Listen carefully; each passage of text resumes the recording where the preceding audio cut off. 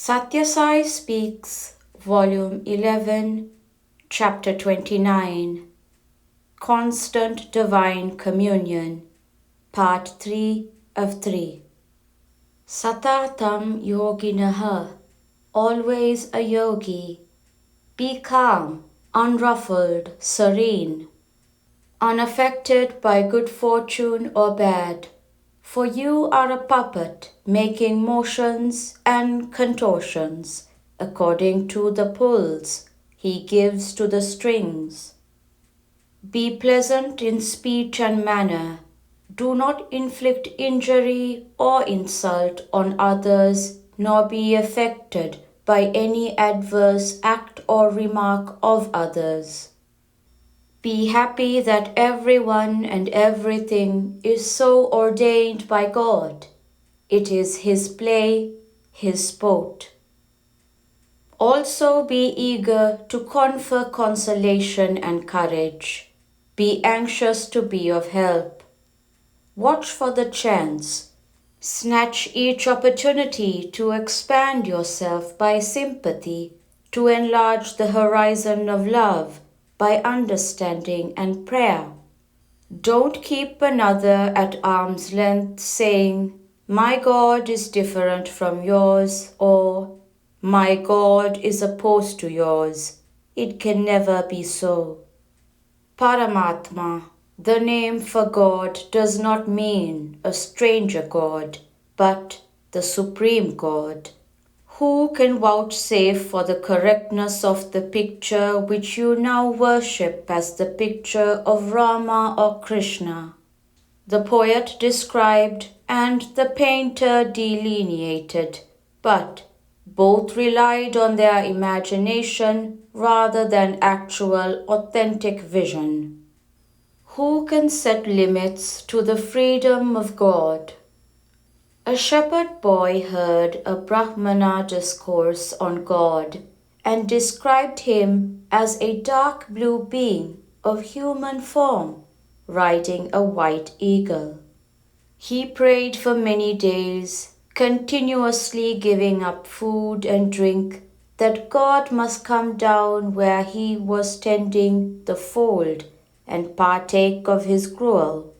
At last, on the 10th day, when he threatened to put himself to death, for he had become desperate, God came in the form of an old man. The old man declared that he was God and demanded the gruel, but the shepherd would not accept the credentials. He did not see the dark blue complexion or the white eagle. He refused to share the gruel with him unless the Brahmana certified that the visitor was genuinely God. The Brahmana was brought post haste, but what could he say? He had only expounded from books, written by equally blind persons and from pictures drawn by equally audacious painters. Who can set limits to the freedom of God to assume any form he likes or any form that the devotee likes? For the shepherd, God was valid, vital, and very near. For the Brahmana who expounded the texts, God was a mystery, a distant possibility, an image lined by fancy. Be convinced that God can and will appear in any form, and so all forms are His. Don't refuse to recognize divinity in the form you dislike or did not expect. God can appear as a fox, as a dog, as a beggar, any form. When you call on God, whatever form appears, treat it as God. Totapuri taught Ramakrishna that Mother Kali was Vishvaswarupini, the all-comprehensive form of the formless energy that pervades the universe, and not the 8-armed occupant of the shrine at Dakshineshwar, the form that was appearing between his brows. Whenever he tried to delve into himself and discover the unity behind all the multiple manifestations, she was one without a second, with no name or form or body or gender or age, beyond time, space, causation. She was all forms and so of no form. She was all attributes and so beyond the attributeful. She was Saguna as well as Nirguna, the Nirguna being the base on which the Saguna was conceived. Emerge from meditation more charged with love. We divide the one into two and play the game of duality, positing one half as giver and the other as receiver, one as seer and the other as the seen, one as the subject and the other as object. We say Sarvam Brahma Mayam, all is Brahma, as if there is an all which is to be identified with another thing called Brahma. Sarvam and Brahma are one, not two. That is why we say Advaita, not two, in spite of the appearance as two.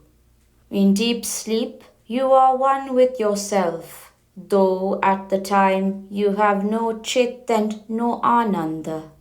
The realization that you are not two but one will endow you with the awareness and the bliss.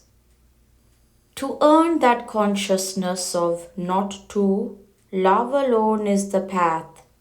Prema means seva, which means sadhana, which means expansion, self-enlargement, reaching out to the very horizon of being and becoming, until all is one, all is I. Prema, love, must grow with every moment of sadhana. It must sweeten every word, deed, and thought of yours. Emerge from dhyana as a person more charged with love. Emerge from bhajan with a greater measure of love. Return from Naga Sankirtan with the firmer conviction that everything is surcharged with the same divinity that is behind all your activity. I find now that these have become mere routine procedures, a matter of schedules, timetables, and attendance registers and reports. The thrill, the exhilaration, the enthusiasm are absent. The singing starts like a veil without strength or joy. Bhajan must spread goodwill and love. The O Bhagawan song is a very weak, meek song to begin bhajan with. You do not put any spirit into it, and so it falls flat on the ear. Do not have it from this day. Begin with a vigorous song on Ganesha instead. Also, have the song Jai Jagadisha Hare for Arati, waving the lights, both morning and evening, and during all occasions of Arati. And give up the Pavana Purusha, which is a much mutilated Kannada song, which has lost its meaning and appeal as a result of a number of emendations and interpolations from other linguistic regions. When you sing without the thrill of ecstasy, I do not derive any joy, nor does the I that resides in every one of you. Bhajan must spread goodwill, love, ecstasy. It must cleanse the polluted atmosphere. It must invite all to share in the joy and the peace. The Naga Sankirtan must be inspiring, radiating joy and love and devotion.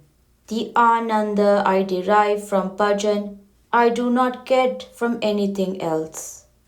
That is the reason why I am emphasizing these points.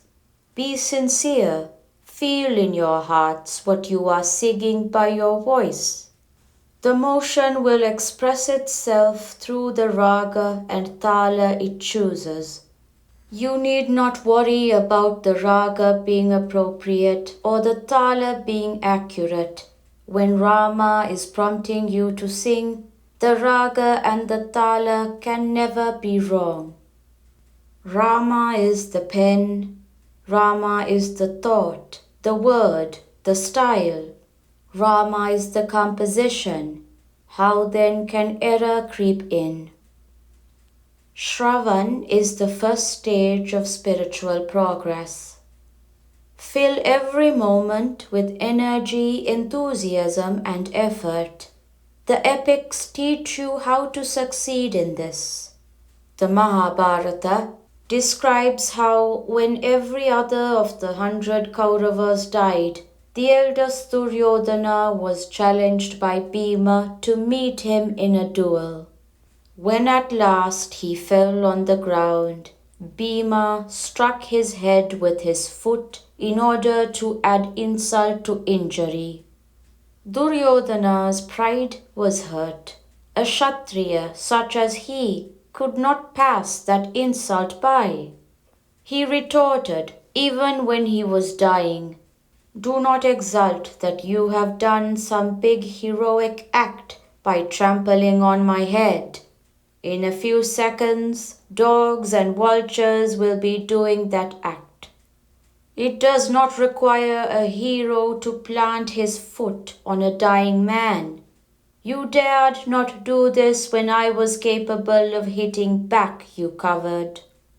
That kind of awareness of one's potentialities and quick response to all happenings must be present in you too. Heroism gushed out of his lips even when he was passing away. Today is the first day in the month of Shravan. Shravan is the month when the Vedic studies are considered most fruitful, for Vedas are Shruti, the herd, coming to man through Shravan, hearing from the Guru. Shravan is the very first stage of spiritual progress, so it is a good day for inaugurating spiritual study and practice. Shravan leads ultimately to Atmanivedana, surrender of the individual to the universal. I bless you that you may achieve that goal. End of part 3 of 3. Prashanti Nilayam, July 23rd, 1971.